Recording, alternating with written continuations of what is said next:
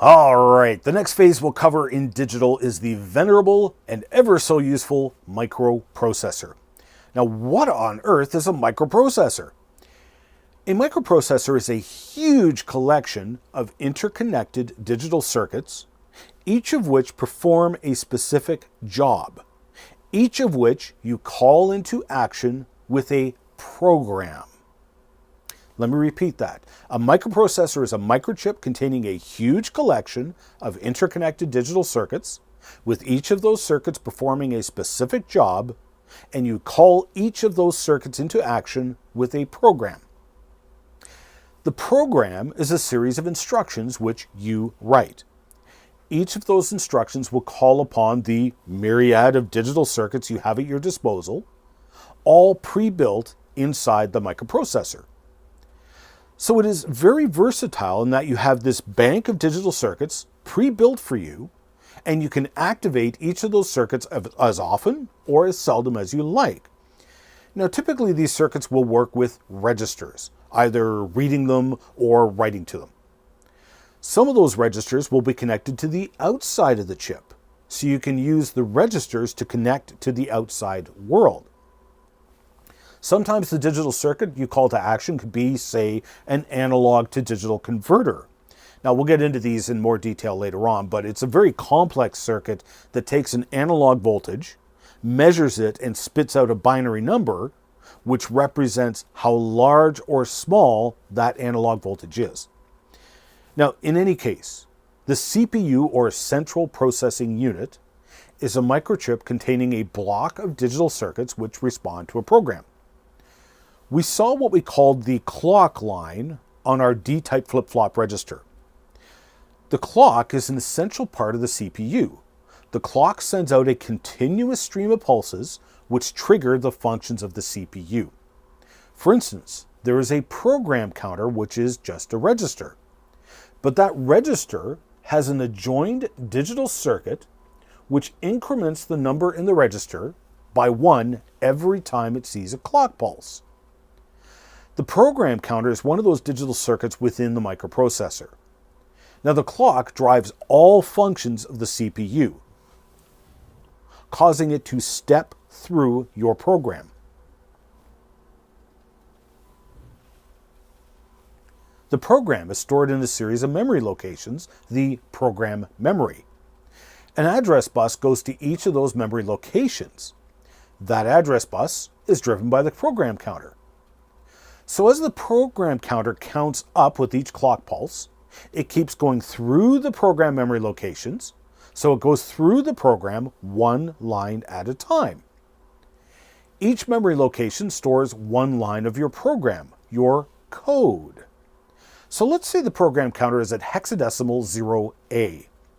This goes down the address bus and connects memory location 0A to the data bus. Your program that you wrote was stored in the program memory. 0A would be the 10th line of your code, right? So let's say that line 10 of your program is hexadecimal A3. The reason you wrote that in there is because you wanted to activate the digital circuitry which is at address A3.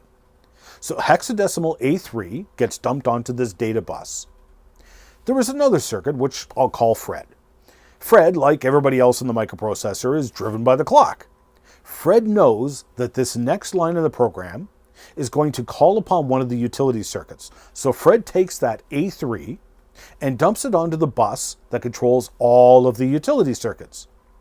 A3 goes down that bus, is demultiplexed, and triggers a register at address A3, which turns on the utility circuit at A3.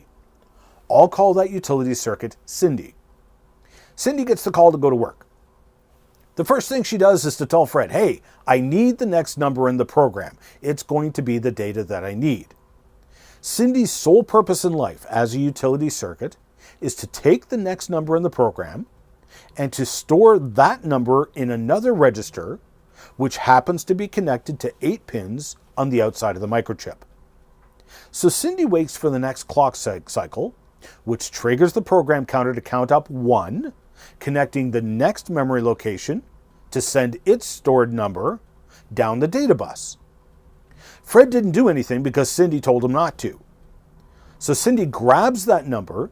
Cindy knows the specific address of the register, which is connected to those 8 pins going to the outside world. So she drops that address on the address bus and puts the number she snagged on another bus running throughout the whole CPU. Almost like sending mail, she just put the address onto the address bus, which gets demultiplexed on the other end, triggering the register to store the number that is now on the central data bus. That number happened to be binary 00010100, which is, 14 in hexadecimal? You put that number in. Well, why did you pick that number? Because in this particular instance, when you built this robot, you had these 2 pins in the microprocessor turning on 2 drive motors on your robot.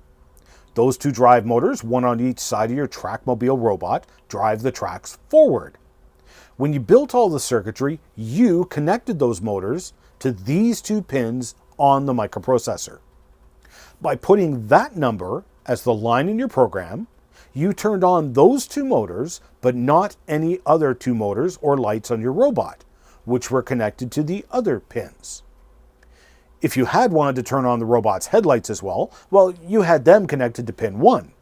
So you would have instead written in a binary number of 00010101 into your program.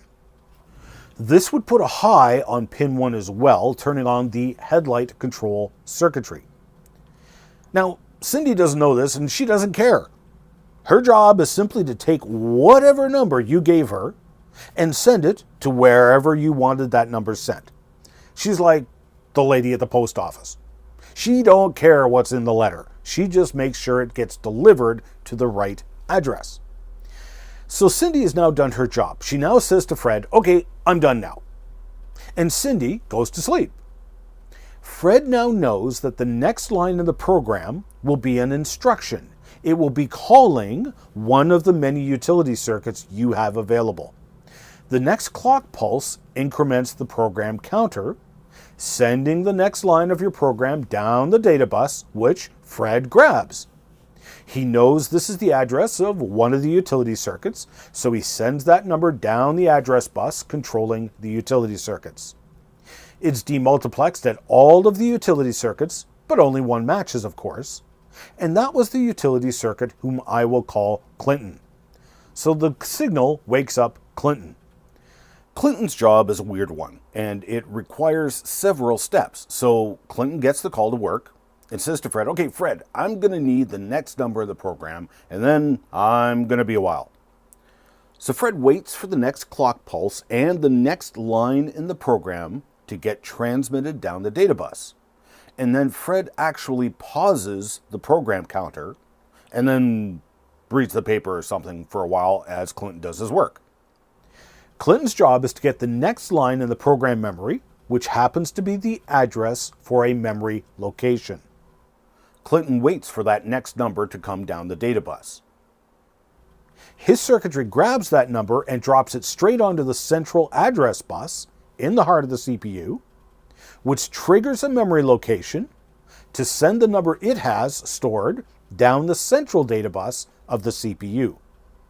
Clinton has access to this central data bus, but Clinton, like everybody else in the CPU, is driven by the clock. The next clock pulse triggers him to grab that number off the data bus, load it into a special register he has in his circuitry. On the next clock pulse, his circuitry reads whatever number is in that register and turns it upside down.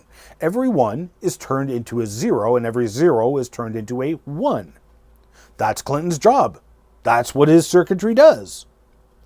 The next clock pulse triggers Clinton's circuitry so that he sends that address he had before down the central address bus again, and he dumps the new converted number from his register down the central data bus right back to the memory location where he got the number. Clinton's job is now done. And so he wakes up Fred and says, "Yo, Fred, I'm done." And Clinton goes back to sleep. Fred now takes charge again, knowing that the next number to come out of the program is going to be the address of one of the utility circuits. So Fred is ready to pass your next instruction to the next utility circuit, of which they are all sitting there waiting to do your bidding. So you can see this loop of steps going on.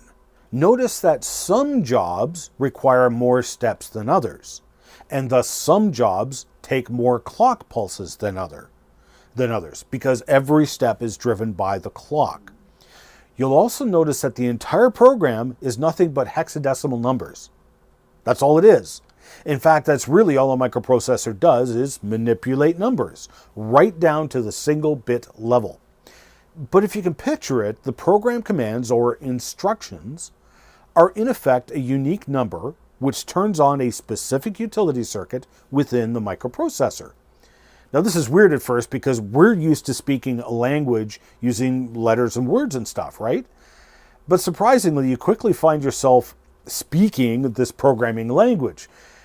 This programming language is called machine code. Now, when I was learning microprocessors at college, we had a microprocessor training board, and you can see here it was just a hexadecimal keypad and a hexadecimal display. We had a sheet with all of the instructions and their hexadecimal numbers. But you quickly learned and memorized the numbers for the more common instructions. So as you write the program, you would want to instruct the processor to multiply, say, two numbers. The hexadecimal value for that command would be, say, hexadecimal AE. So you would enter AE into the program memory. So after a while of programming, you didn't even think, oh, multiply. You thought AE instinctively.